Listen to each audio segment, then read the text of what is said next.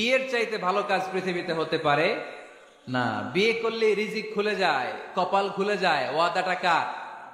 চিল্লায় বলেন কার? কাজী নজরুল ইসলাম অল্প বয়সে বিয়ে করেছেন।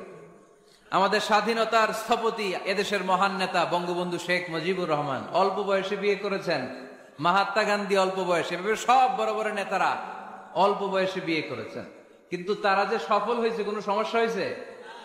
কথা কয় না। আমাদের স্বাধীনতার স্থপতি বঙ্গবন্ধু শেখ মুজিবুর রহমান, উনি সফল না ব্যর্থ? চিল্লায় বলে সফল। তো উনি যে কম বয়সে বিয়ে করে সফল হয়েছে, এই বিয়ে ওনার কোনো বাধা দিছে? কথা বলেন। ঝামেলাটা হইলো ওনারা কম বয়সে বিয়ে করে সফল হয়েছেন, আর আমরা সফল হয়ে তারপরে বিয়ের পিড়িতে বসতে চাই, ঠিক কিনা? সফলতার কোনো শর্টকাট নাই। বিয়ে করেন, সফল বানিয়ে দিবে কে? এজন্য বিয়ে করতে রাজি আছেন তো সবাই? সবাই রাজি? যারা একটা করছেন তারাও হাত তুলছেন। আজকে খবর আছে বাড়িতে গেলে। আল্লাহ তুমি কবুল করো। এজন্য বিষ্ণুনবী সব সময় বলতেন ফাস্তাউসু বিন-নিসাই খায়রা, নারীদের সাথে ভালো আচরণ করো, কোমল আচরণ করো। নারীরা হচ্ছে কাচের গ্লাসের মতো। কাচের গ্লাস আস্তে করে ধরতে হয়, আস্তে করে রাখতে হয়, আস্তে করে মুছতে হয়। এটা নিয়ে জোর জবরদস্তি করলে এটা ভেঙে যায়, ঠিক কিনা? এজন্য নারীদের সাথে কোমল আচরণ করবেন, ভালোবাসার কথা বলবেন, আপনার স্ত্রীর কাছে আপনার ভালোবাসা প্রকাশ করবেন প্রাণ উজাড় করে। পারবেন? সবাই পারবেন তো? ওই যে ইয়াং ছেলেপেলেরা বিয়েই করে নাই, কয় জি পারবো, মানে আগে থেকেই রেডি। মাশাআল্লাহ, আল্লাহ তুমি কবুল করো। এই গার্লফ্রেন্ড বয়ফ্রেন্ড, এই পরকিয়া, এই বিবাহ বহির্ভূত কোন সম্পর্কের সাথে আমরা নাই, ঠিক কিনা? আমরা বিয়ের মাধ্যমে পবিত্র বন্ধন নিয়ে জান্নাতে যেতে চাই, কারণ বিয়ের বন্ধনটা এটা জান্নাতি বন্ধন। আল্লাহ তাআলা সাইয়েদনা আদম আলাইহিস সালামকে বললেন, তুমি ইয়া আদম উসকুন আনতা ওয়া যাওজুকাল জান্নাহ, তুমি আর তোমার বউ মিলে জান্নাতে থাকো। তার মানে তাদের বিয়ে হয়েছিল জান্নাতে, আর বিয়ের সম্পর্কটা জান্নাতি সম্পর্ক। আলহামদুলিল্লাহ পড়েন। বিয়ের পরিস্থিতি, প্রিপারেশন এগুলোরে সহজ করে দিবেন, বিয়েকে কঠিন করবেন না। আল্লাহর দোহাই লাগে, যে সমাজে বিয়ে করা কঠিন ওই সমাজে জিনা করা সহজ, আর যেই সমাজে বিয়ে করা সহজ ওই সমাজে জিনা করা কঠিন, ঠিক কিনা? আপনি বাংলাদেশের উদাহরণে আসেন। বাংলাদেশে বিয়ে করা সহজ না কঠিন? কঠিন। 8 লক্ষ টাকা মোহরানা দেয়া লাগবে, এত টাকা পামু কই? কথা বলেন। কিন্তু পরকিয়া করা সহজ, অবৈধ সম্পর্ক বিল্ড আপ করা, গার্লফ্রেন্ড বয়ফ্রেন্ড সম্পর্ক রাখা, বান্ধবীরে বাদাম খাওয়ালে আপনার সাথে চলে আসবে, ঠিক কিনা? তার মানে অল্প পয়সায় এই হারাম সম্পর্কগুলোকে অর্জন করা যায়।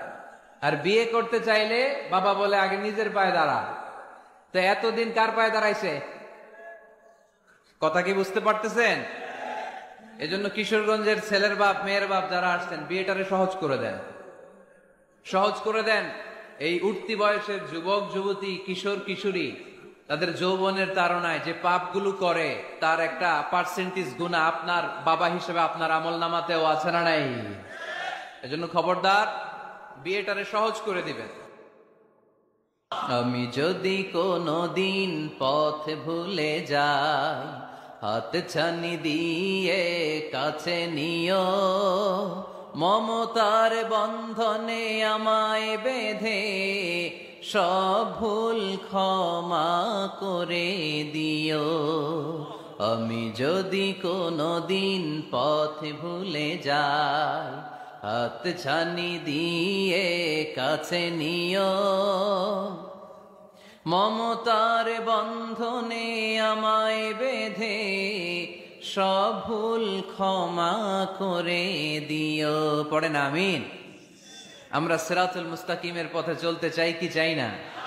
এজন্য আমরা প্রতিদিন বলি ইহদিনাস সিরাতাল মুস্তাকিম। সবাই পড়েন ইহদিনাস সিরাতাল মুস্তাকিম। ও আল্লাহ, show us the right path, show us the correct path. তো আল্লাহ তাআলা এই সূরার 133 নম্বর আয়াতে আমাদেরকে পথ দেখিয়েছেন। পথ দুইটা, জোরে বলতে হবে কয়টা? একটা গিয়েছে ডান দিকে, আর একটা গিয়েছে, আওয়াজ করে বলেন, একটা গিয়েছে আরেকটা।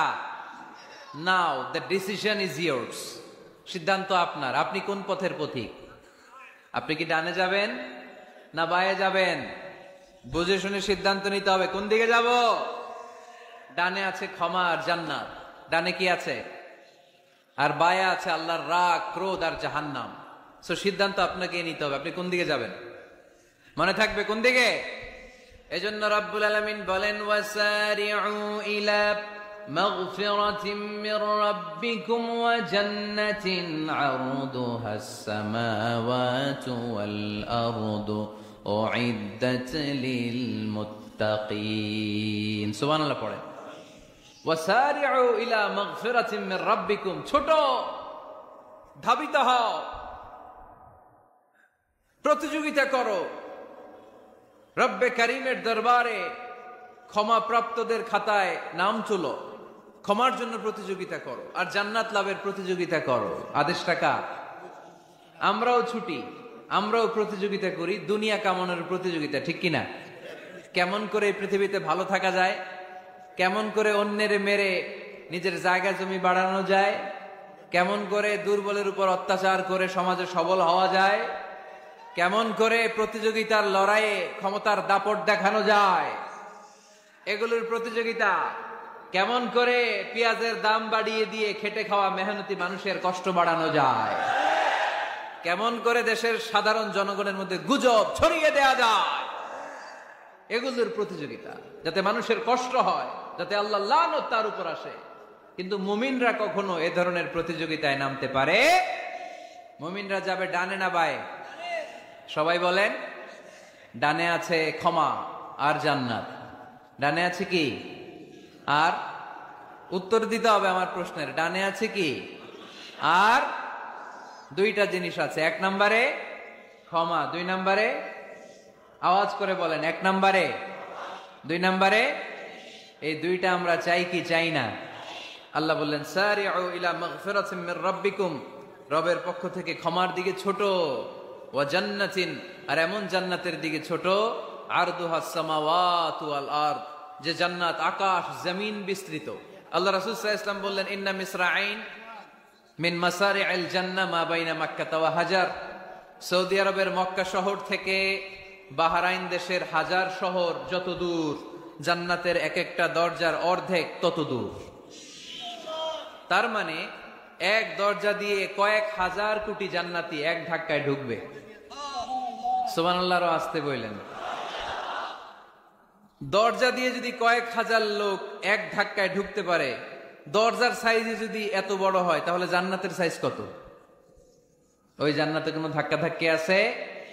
এজন্য আল্লাহ বললেন, ওয়াসারিউ ইলা মাগফিরাতিম মির রাব্বিকুম ওয়া জান্নাতিন আরদুহাস সামাওয়াতু ওয়াল আরদ উইদ্দাত লিল মুত্তাকিন।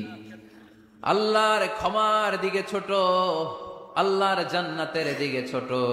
যেই জান্নাত ছোট নয়, যেই জান্নাতটা সংকীর্ণ নয়, যেই জান্নাত হলো আকাশ জমিন বিস্তৃত। সুবহানাল্লাহ। উইদ্দাত লিল মুত্তাকিন, এই জান্নাতকে আল্লাহ তাআলা মুত্তাকিদের জন্য তৈরি করেছে। কাদের জন্য? আপনাদের জন্য তৈরি করেছে। আলহামদুলিল্লাহ পড়েন।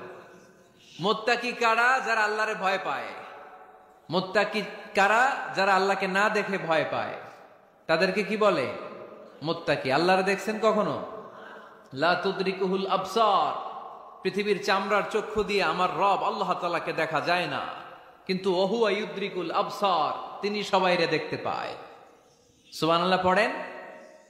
তিনি আমাদের দৃষ্টির অন্তরালে, কিন্তু আমরা তার দৃষ্টির অন্তরালে কশ্চিন কালেও কখনো এক মুহূর্তের জন্য যেতে পারি না। মুত্তাকিনদের জন্য তিনি এই জান্নাতকে তৈরি করেছেন।